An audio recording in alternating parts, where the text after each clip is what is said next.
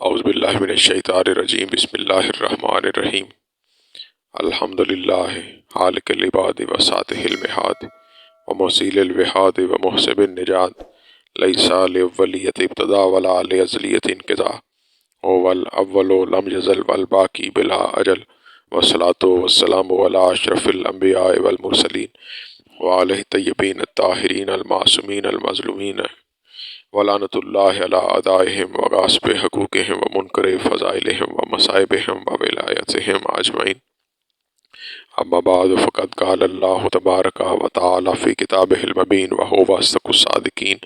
وقولہ الحق بسم اللہ الرحمن الرحیم افلا یتدبرون القرآن ام علی قلوب اقفالها اللہم صلی علی محمد وآل محمد وعجل فرج آل محمد۔ عزیزان محترم، آج میں جس موضوع پر بات کرنا چاہتا ہوں وہ ایک بڑا دلچسپ واقعہ ہے۔ موضوع میرا یہ ہے کہ جو لوگ اس بات سے انکار کرتے ہیں کہ اللہ کے سوا کسی سے مانگنا شرک ہے، تو میں اس کی دلیل میں دو چار قرآنی آیات پیش کرنا چاہتا ہوں بازبان معصومین علیہ السلام۔ ایک دن سرکار صادق آل محمد اللہم صلی علی محمد وآل محمد مولا تشریف فرما تھے، تو ان کے پاس نعمان بن ثابت المعروف جناب ابو حنیفہ، جو برادران اہل سنت کے امام ہیں، پیشوا ہیں، وہ کھانے کے لیے بیٹھے ہوئے تھے، سرکار کے پاس بیٹھے ہوئے تھے اور کھانا تناول فرما رہے تھے۔ تو سرکار امام جعفر صادق علیہ السلام بادشاہ نے جب کھانا تناول فرما لیا تو سرکار نے فرمایا کہ الحمدللہ رب العالمین اللہم ھذا منک و من رسولک،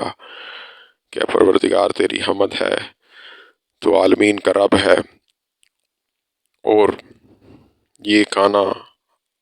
اللہم ھذا منک و من رسولک، یہ تیرے اور تیرے رسول کی طرف سے تھا،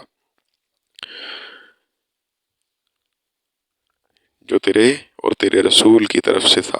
تو بس یہ سننا تھا، تو فوراً جناب ابو حنیفہ نے فوراً کہا کہ آپ نے تو شرک کر دیا۔ تو معصوم مسکرائے، سرکار نے مسکرا کر کہا کہ کیسا شرک؟ کہنے لگا آپ نے تو اللہ کے ساتھ رسول اللہ کو عطا کرنے میں شریک کر دیا کہ اللہ کے ساتھ مل کر رسول بھی عطا کرتے ہیں۔ تو سرکار نے فرمایا کہ ابھی ٹھہرو، ابھی میں تمہیں بتاتا ہوں۔ تو اس کے بعد سرکار امام جعفر صادق علیہ السلام بادشاہ نے، چھٹے تاجدار ولایت نے یہ آیت پڑھی کہ وَمَا نَقُومُ إِلَّا أَنْ أَغْنَاهُمُ اللَّهُ وَرَسُولُهُ مِنْ فَضْلِهِ، کہ اللہ انہوں نے بدلہ نہیں لیا مگر پھر بھی اللہ اور اس کے رسول نے انہیں اپنے فضل سے عطا کیا۔ پھر سرکار نے ایک اور آیت پڑھی، مزید اس میں بتایا کہ دیکھو یہاں پر ارشاد ہو رہا ہے کہ وَلَوْ أَنَّهُمْ رَضُوا مَا آتَاهُمُ اللَّهُ وَرَسُولُهُ وَقَالُوا حَسْبُنَا اللَّهُ سَيُؤْتِينَا اللَّهُ مِنْ فَضْلِهِ وَرَسُولُهُ، کہ اگر اللہ کہہ رہا ہے کہ وہ میرے اور میرے رسول کے دیے پر راضی ہو جاتے اور کہتے کہ ہمارے لیے اللہ کافی ہے، تو عن قریب میں اللہ اور اس کا میرا رسول انہیں عطا کرتے، اپنے فضل سے عطا کرتے۔ تو جب یہ سنی بات جناب ابو حنیفہ نے علیہ رحمٰن نے، تو انہوں نے فوراً سے کہہ دیا کہ اے فرزند رسول، میں نے تو آج تک قرآن پاک میں یہ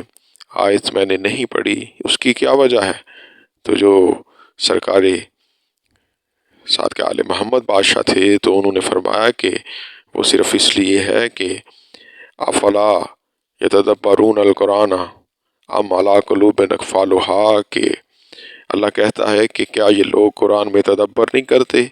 یا ان کے دلوں پر تالے لگے ہوئے ہیں؟ مولا فرماتے ہیں یہ اس لیے ہے کہ تم لوگ قرآن میں تدبر نہیں کرتے، یا دوسری وجہ یہ ہے کہ تم لوگوں کے دلوں پر تالے لگ چکے ہیں۔ تو وہ کہنے لگے کہ اس کی وجہ کیا ہے؟ فرمایا وہ بھی قرآن پاک میں اللہ ایک سورہ میں ارشاد فرما رہا ہے کہ کلا بران علی قلوبہم ما کانوا یکسبون، یہ اس لیے ہے کہ ان کے اعمال کی وجہ سے ان کے دلوں پر زنگ لگ گئے ہیں، جس کی وجہ سے یہ چیزیں آپ لوگوں کو نظر نہیں آتی۔ تو بات کرنے کا مقصد صرف یہ ہے کہ کائنات میں عطا کرنے والی یہ 14 ہستیاں ہیں جو حکم پروردگار سے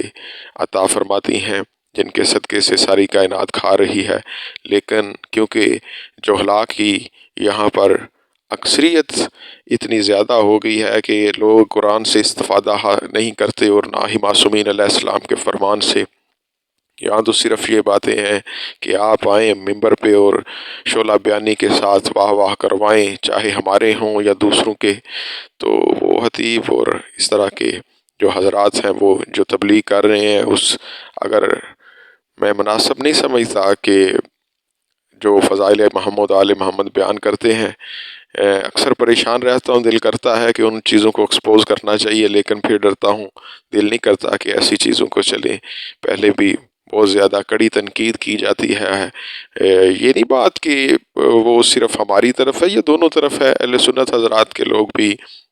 ایسی حرکتیں کرتے ہیں۔ آپ سوشل میڈیا پہ دیکھتے ہوں گے کہ بہت سارے یہ ربیع الاول کے مہینے میں جو حرکات ہوئی ہیں، تو ان کو دیکھ کے باعث دل خون کے آنسو ہوتا ہے کہ یہ دین اسلام، وہ تو دین اسلام نہیں تھا جس کی انہوں نے ساری شکل و صورت بدل دی ہے۔ اور جو ہمارے ہاں ہو رہا ہے وہ بھی ماشاءاللہ سبحان اللہ، لیکن کیا کہنے ان بانیان کے اور ان لوگوں کے اور ان پیٹوں کے